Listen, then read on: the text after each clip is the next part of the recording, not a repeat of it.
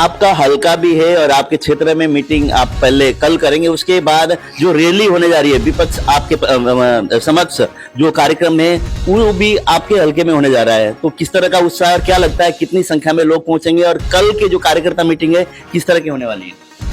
जो हमारी mill gate की कल शाम को 6 बजे जो मीटिंग है, का चुनावी साल है, हो सकता है सरकार समय पे करा दे, हो सकता है थोड़ा लेट हो 1-2 महीने, तो आपको जिस हिसाब से कांग्रेस पार्टी तैयारी कर रही है उस हिसाब से क्या लगता है? आपने तो कह दिया कि भारतीय जनता पार्टी का 2 सीट भी आंकड़ा ना आए, तो लगता है ऐसा कि होने वाला है या गठबंधन जेजेपी और बीजेपी का रहेगा तो कुछ ना कुछ होगा? बता दिया मैंने आपको। तो लगता है कि जैसे किसान वर्ग अपने मुआवजे को लेकर अलग अलग मांग को लेकर निरंतर धरने चल रहे हैं, प्रदर्शन चल रहे हैं, वहीं पर कई बार किसानों को बैरिकेड लगा के रोका जाता है, रास्ता रोक दिया जाता है कि कहीं अगर उनका आंदोलन के लिए पहुंचना है, तो ये सब किसान चुनाव के समय याद करेंगे या भूल जाएंगे? जिला परिषद के चेयरमैन थे आप, निरंतर गांव के अपने विकास कराए हैं, बहुत सारे गांव में गए। अब भी अगर बात करें तो बरवाला के गांव में निरंतर आप जा रहे हैं, बरवाला क्षेत्र में जा रहे हैं। बरवाला शहर के अगर हालात की बात करें तो क्या समझते हैं आप? अभी तक 4 साल हो चुके हैं लगभग सरकार के, 5वां साल लगने वाला है, विकास कार्य नहीं हो रहे, सारा शहर खोद कर रख दिया, क्या मानते हैं? एक मंत्री ने कहा था ना कि जब गांव में जाओगे तो लोहे के हेलमेट और अंडरगारमेंट पहन के जाना पड़ेगा।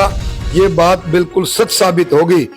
गांव में इनको लोहे के हेलमेट पहन के जाना पड़ेगा और उसके बावजूद भी जो है ना, बाजू पर कमर पर उन पर तो फिर भी लठ लोग कर देंगे, वोट की चोट से लठ मारेंगे। कांग्रेस पार्टी की जैसे रैली या कोई सम्मेलन में देखा जाता है कि गुटबाजी देखी जाती है। 20 तारीख की अगर बात करें तो क्या सारे के सारे हर एक गुट के बंदे उस एक तरह से रैली में वहां पे दिखाई देंगे, आपको लगता है?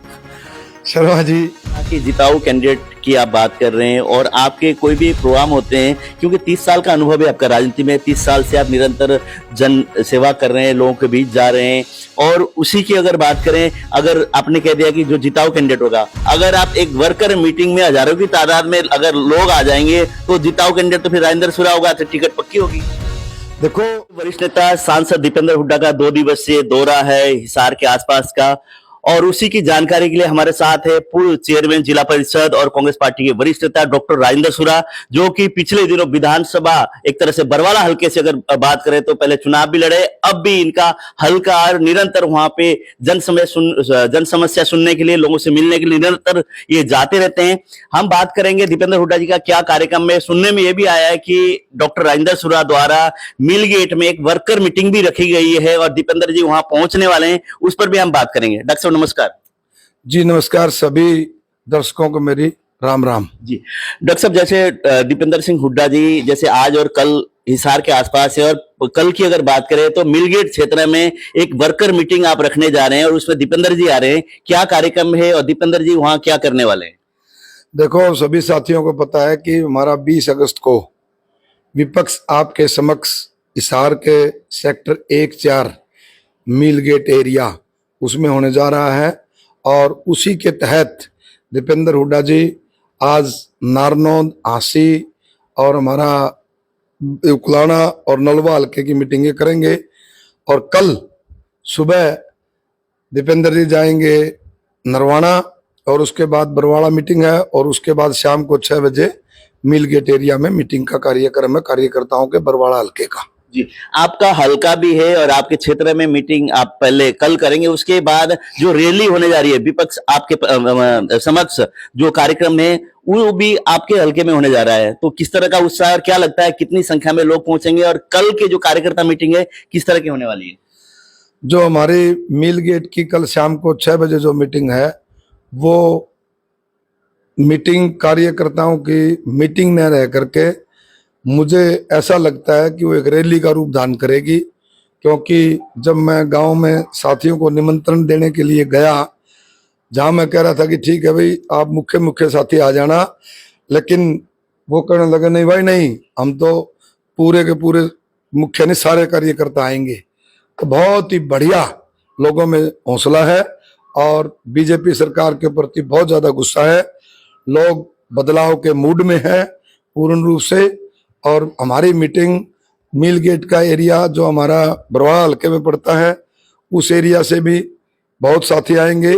मैंने लगभग इलाके में मैं गया हूँ मिल गेट के भी, और गांव में भी तो लोगों में बहुत ही हौसला है भाई दीपेंद्र सिंह हुड्डा जी के नाम का, और कांग्रेस पार्टी के प्रति लोग मतलब बहुत ही खुश हैं कि वे इस बार कांग्रेस को लेके आएंगे और बीजेपी को भगाएंगे।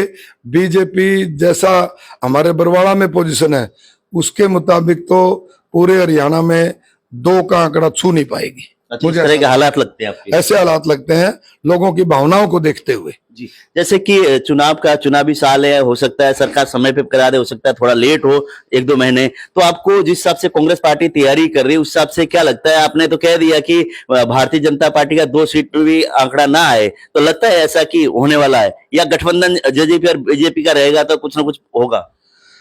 बता दिया मैंने आपको, जब जनता का मन बदल जाता है ना तो गठबंधन एक नहीं चाहे 4-4 हो जाए, जनता ने गठबंधन को नकार दिया। हरियाणा की जनता ने बीजेपी जेजेपी गठबंधन को नकार दिया।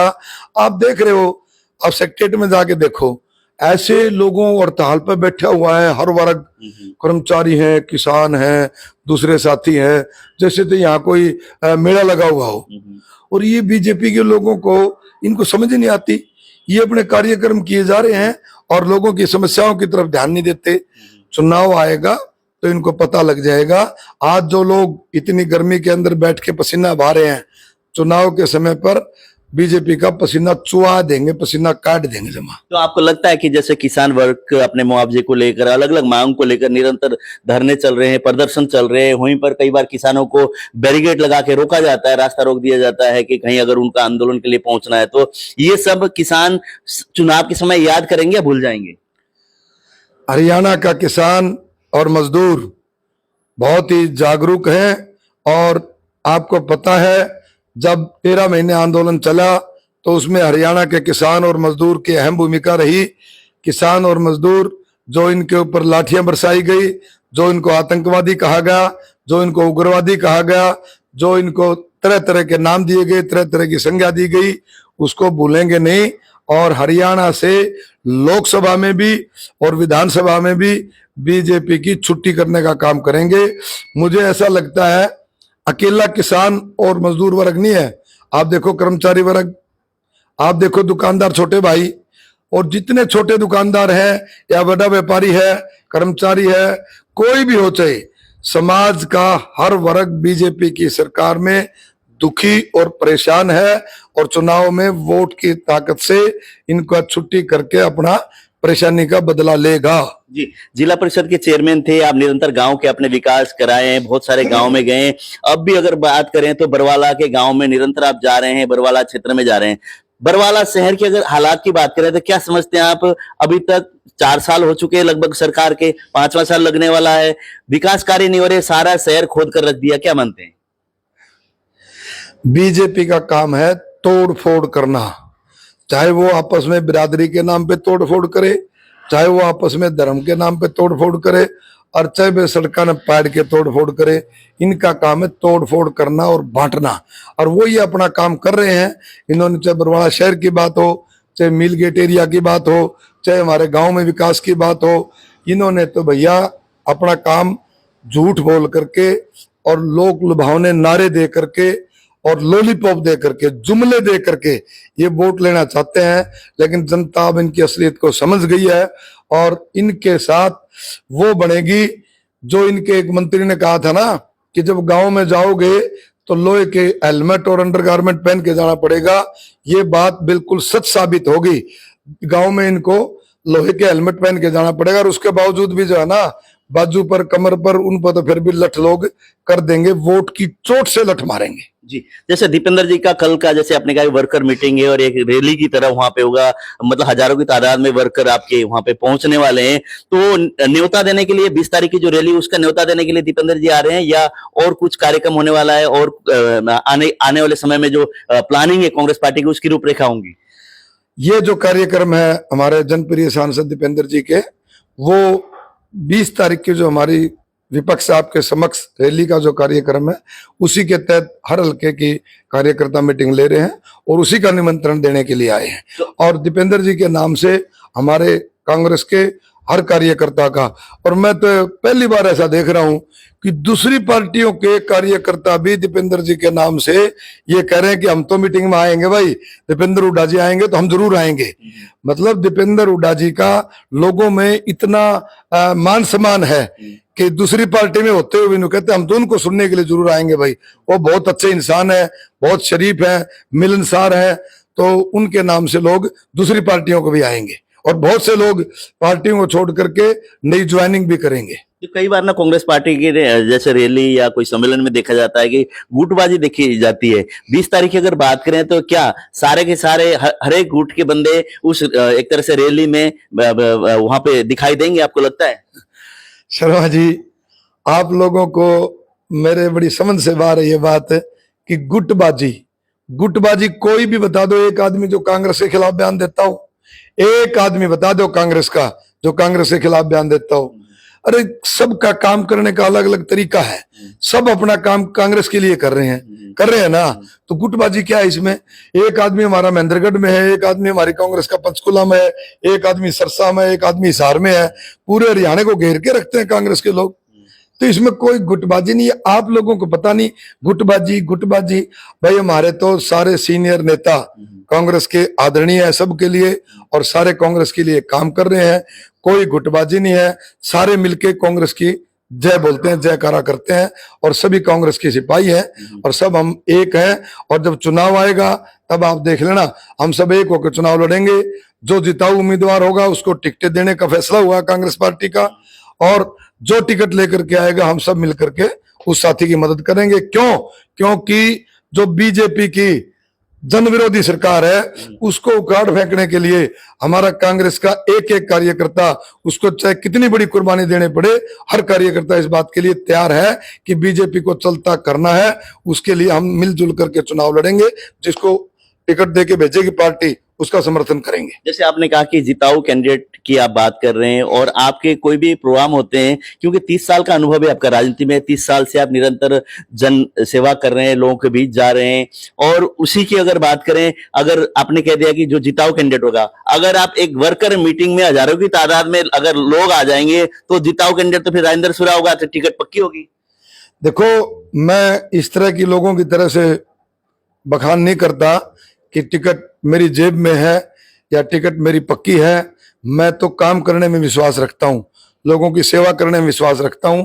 मेरी लोगों को लगेगा या पार्टी को लगेगा मैं जिताऊ हूं तो मुझे टिकट देंगे।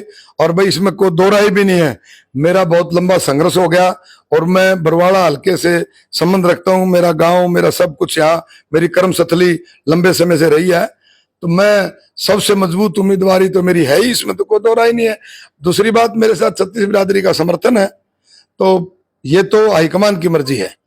मुझे टिकट मिलने के बाद मैं तो ये कह सकता हूं बीजेपी और जेजेपी का उम्मीदवार जमानत नहीं बचा पाएगा बरवाड़ा हल्के से, ये मेरी दावेदारी करता हूं इस बात की मैं।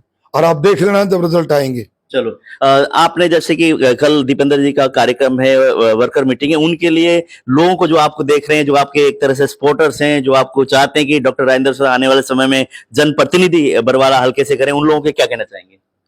मैं तो सभी साथियों को यही कहना चाहता हूं कि आज भाजपा की जन विरोधी, झूठी और भाईचारे का खराब करने वाली सरकार को उखाड़ फेंकने के लिए सब अपने आप को भाई दीपेंद्र सिंह हुड्डा समझ करके, युवा साथी और जो हमारे जैसे जो 60 के घर में पहुंच गए, उन साथियों से निवेदन है कि सभी अपना आपको भूपेंद्र हुड्डा मान करके, कांग्रेस पार्टी का सिपाही मान करके सभी काम करें और बीजेपी के उम्मीदवारों की जमानत जब्त करने का काम करें।